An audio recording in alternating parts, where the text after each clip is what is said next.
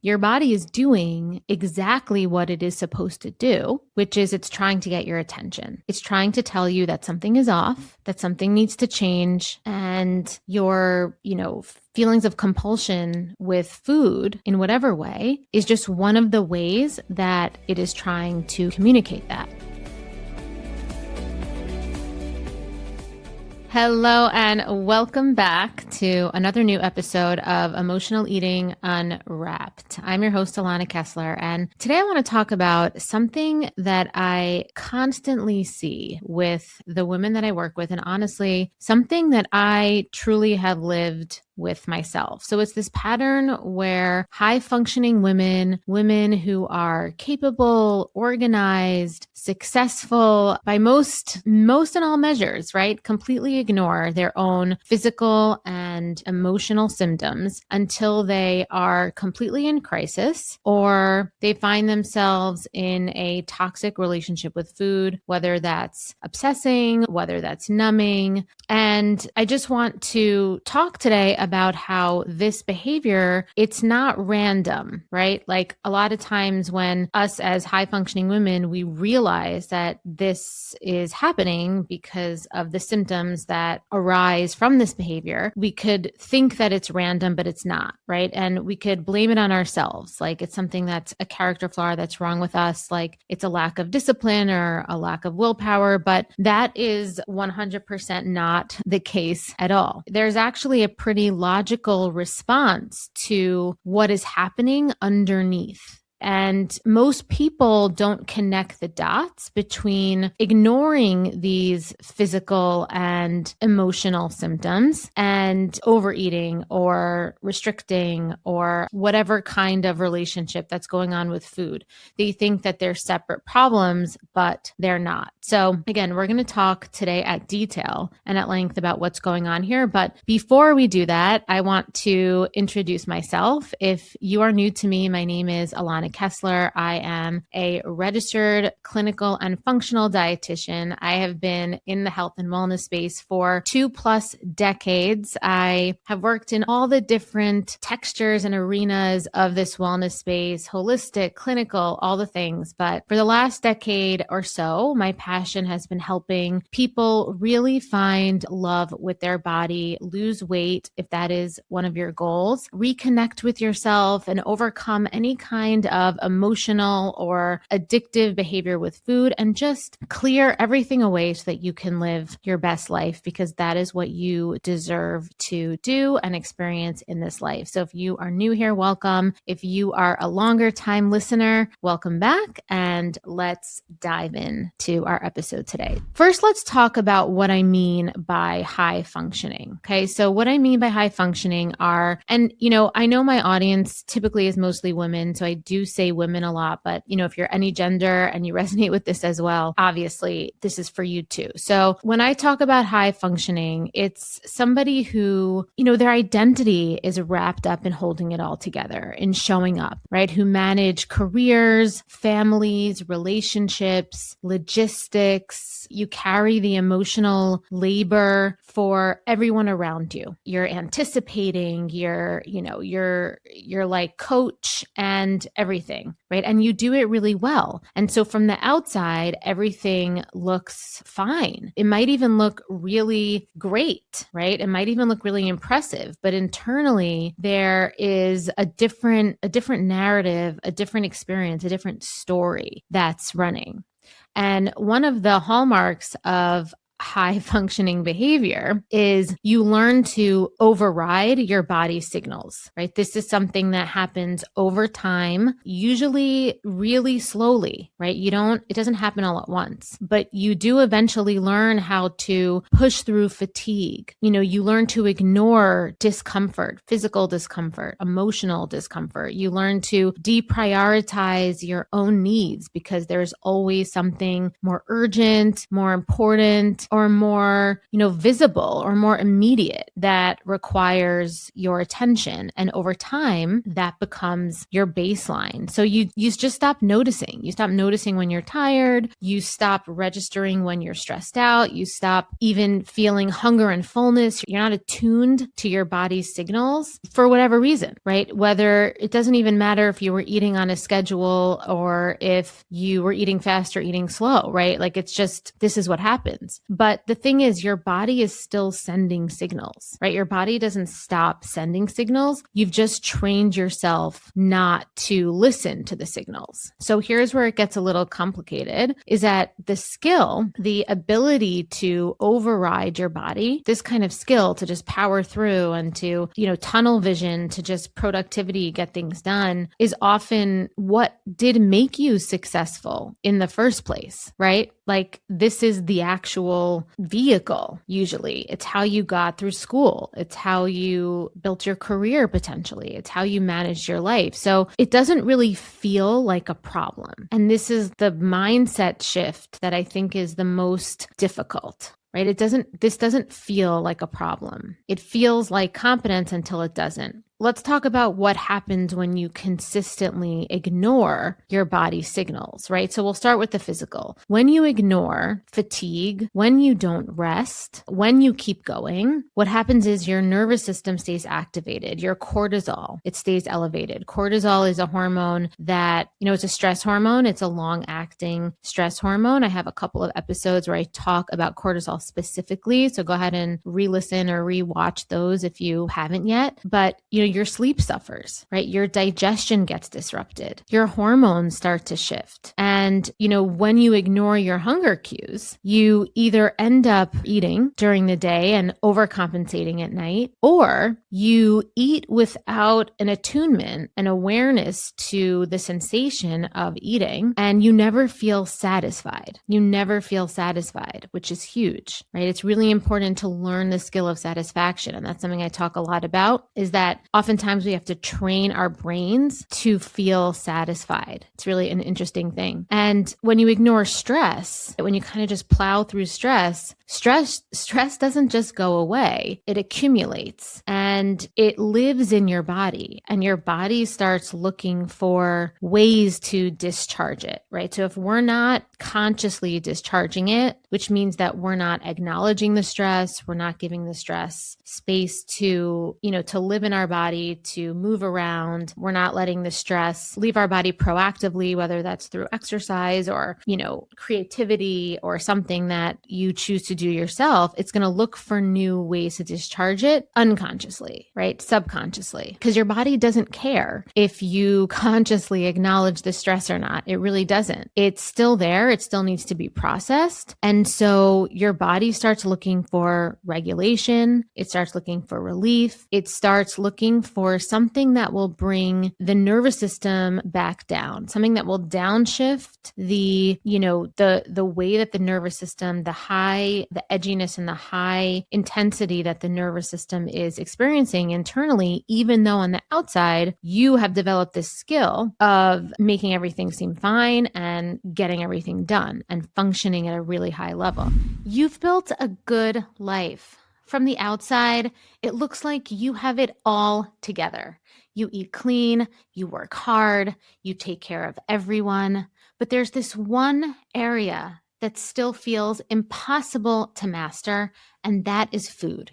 You can eat perfectly all day and still end up in the kitchen at night wondering why you keep doing this.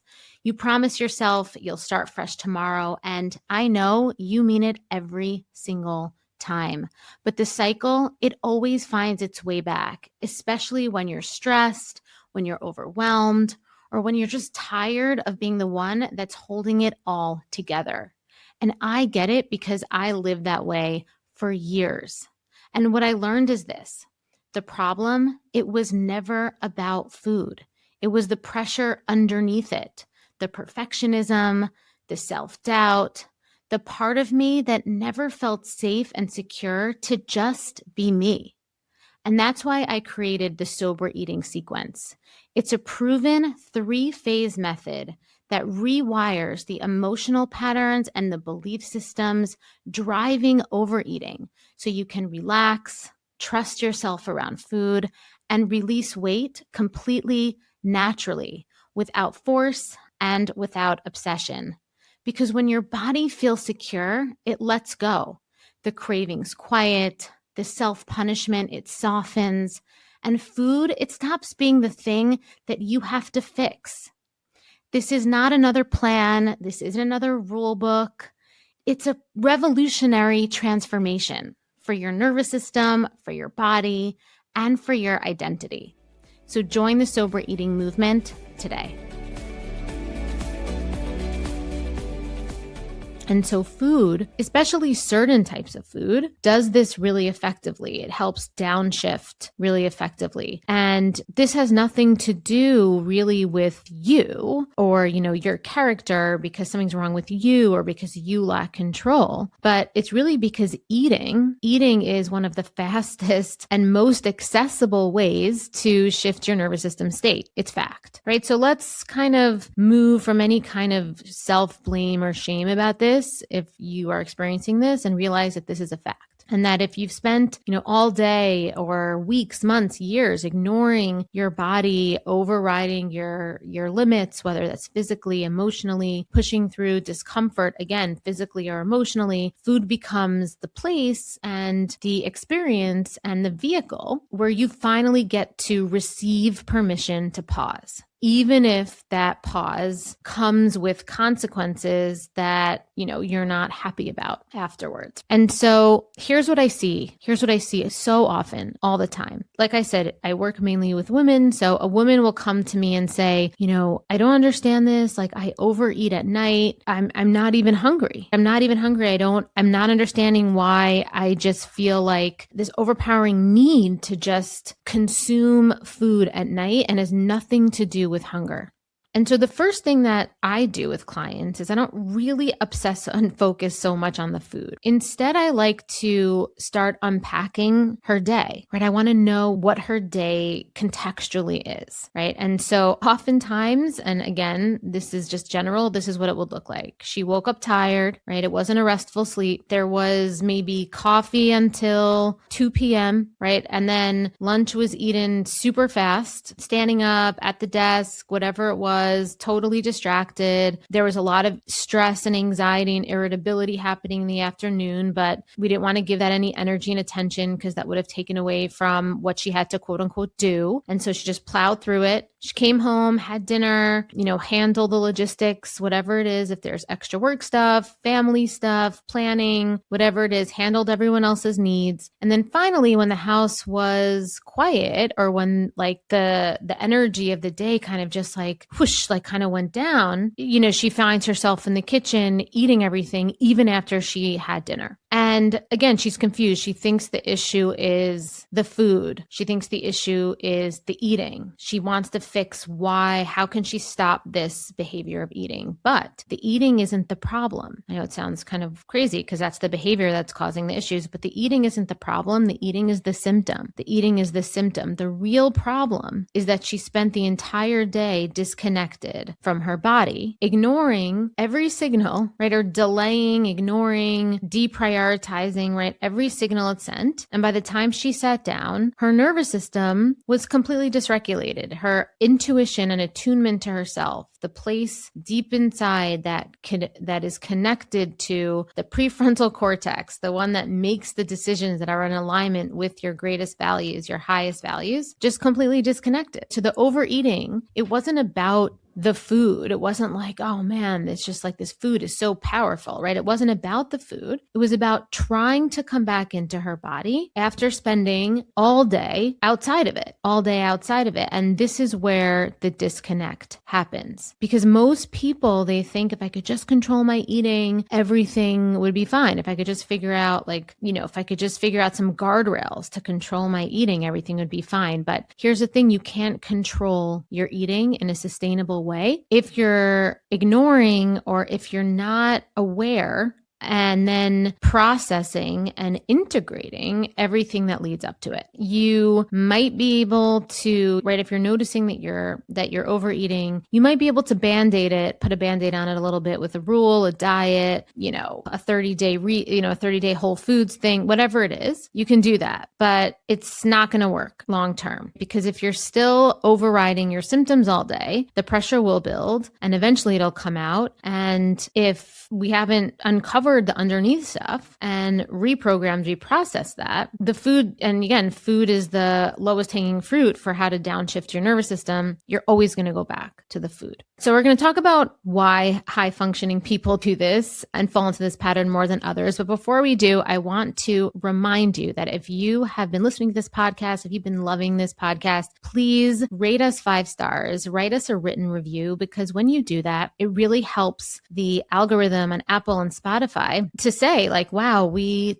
see that these conversations are really helping people. And the feedback I get from this podcast more than anything is so many people feel so alone in this journey with their relationship with food, and the podcast helps so much. So they're so happy when they find it, and your ratings and reviews help them find it. So thank you for taking the time to rate our podcast, review our podcast. And if you're watching on YouTube, please like and subscribe there. We are so excited that our channel is growing there. I personally am a podcast watcher. So, love all you guys. And yeah, thank you so much. All right. So why high functioning women and people do this? And there's a few reasons. Okay. So the first reason why we do this is because we've been rewarded for it.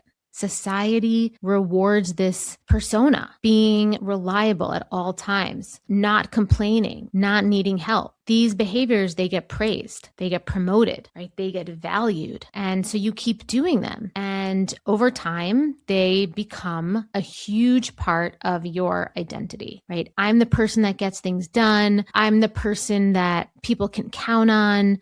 I'm the person that makes things happen. I'm the person that never brings the energy down, right? Like I'm the person that's not needy. That's not wrong, but it comes at a cost, right? It comes at a cost. Okay. Number 2 is that we don't trust, actually, not that we don't trust that rest is actually productive, right? We see the memes, we see all the Instagram carousels and posts about how, you don't have to earn rest is productive, but we don't believe it. High functioning people tend to equate rest with laziness or inefficiency or falling behind. So even when you're tired, even when you're fatigued, right? So there's a difference between being tired and fatigued, right? There's a little nuance there. But even when you're tired or fatigued, you don't rest, right? You push, because there's some subconscious belief that if you stop pushing, it's dangerous, right? It's dangerous. Something bad will happen. You'll miss out on something. There's like this danger connected, okay? Number 3 is,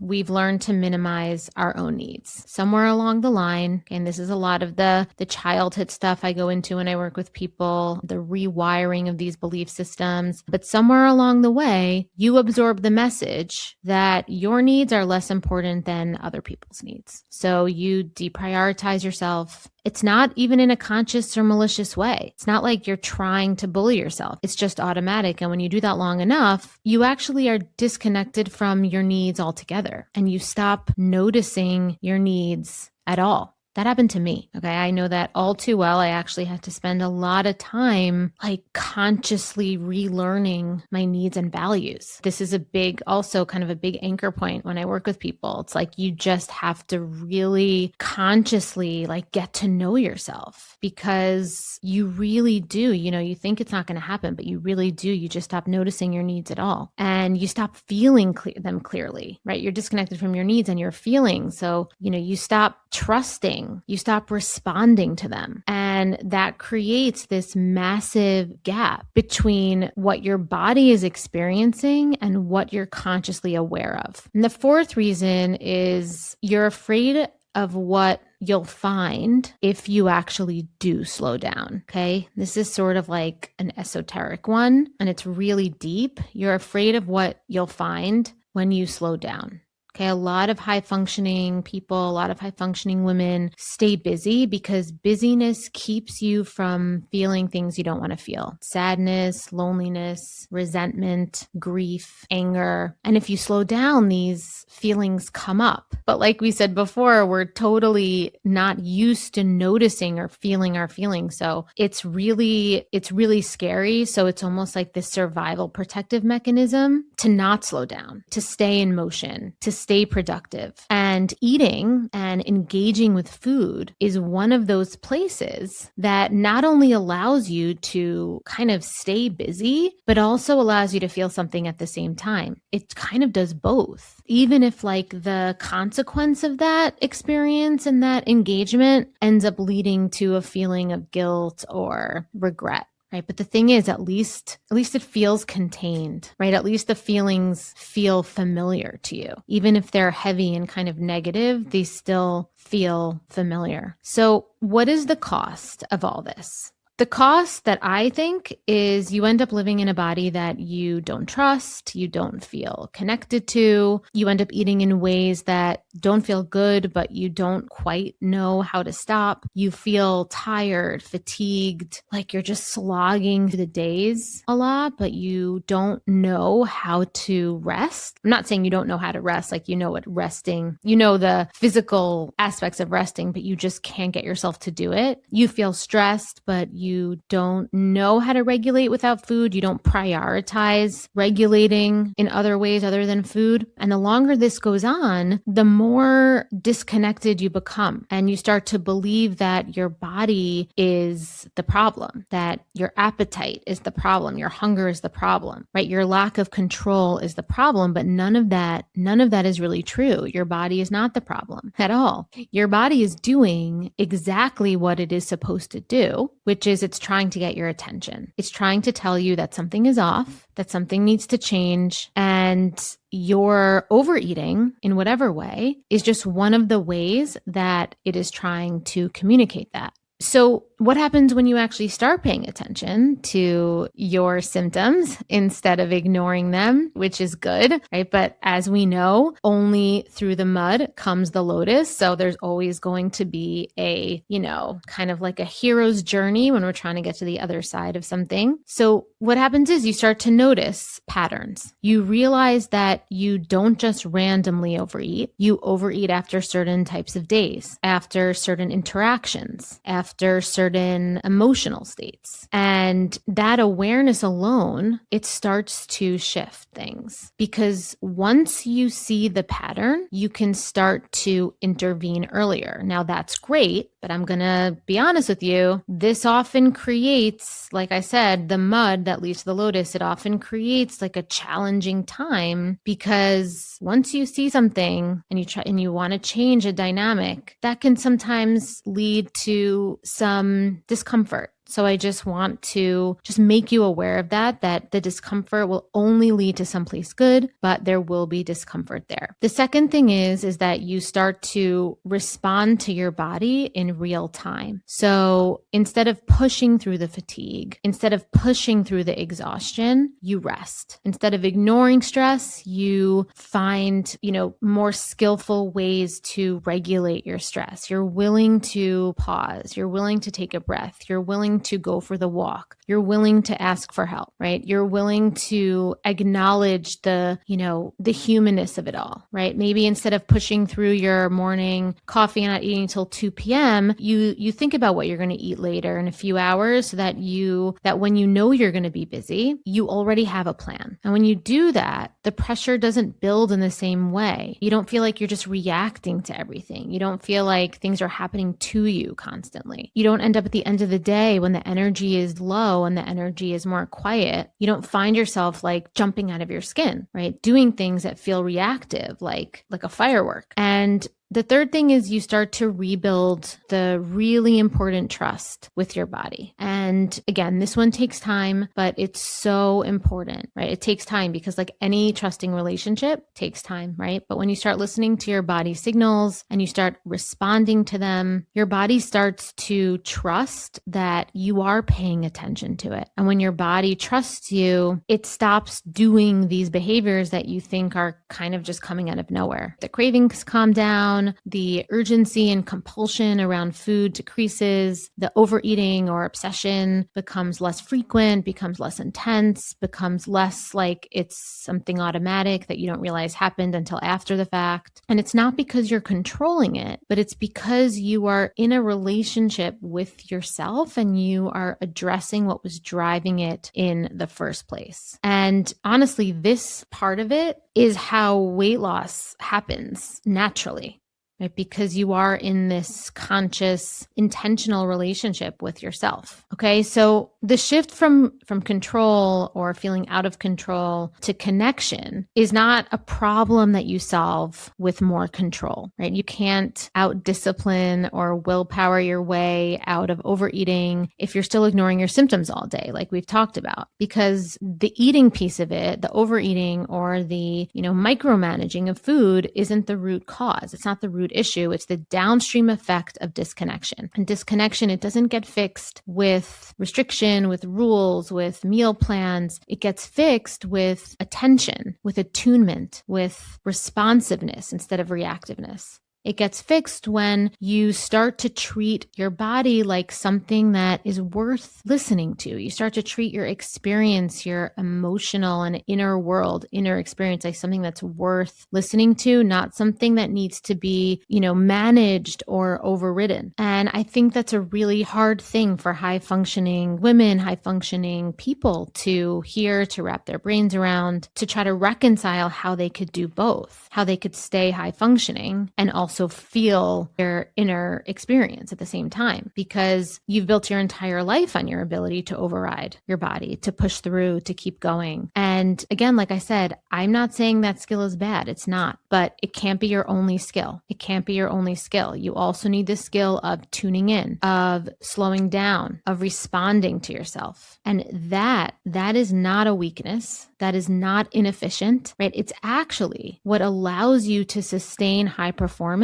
for the long term. It's what allows you to achieve your physical and weight and body goals and how you want to feel in your life long term without burning out, without numbing out with food. Okay, so here's what I want to leave you with. The goal here is not to become someone who never overeats. I overeat sometimes, right? This isn't like how to never overeat, right? Like that's not the goal. The goal isn't to have some sort of perfect self-awareness and get it right every time, right? The goal is to build a relationship with your body where you're actually in partnership with it, where you're actually in conversation with it, where you notice the symptoms when they're lesser, right? You could start to notice the symptoms as they're starting to arise instead of waiting until they are so loud and, the symptoms have led to other things, right? Like weight gain or like getting sick,